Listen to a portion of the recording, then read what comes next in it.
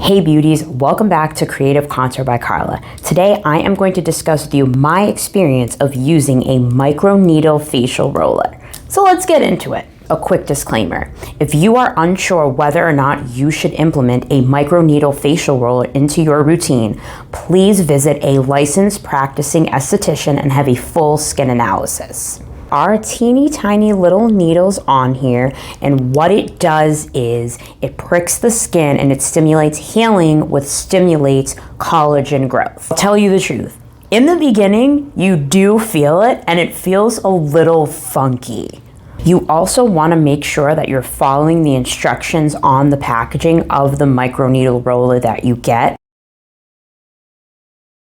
And just like any other skincare, this takes time to see results, so make sure that you have patience. I'm filming this video in August and I have been using this product since January and I'm just starting to see some results now. Beauties, I hope this was helpful and I can't wait to see you soon. Bye.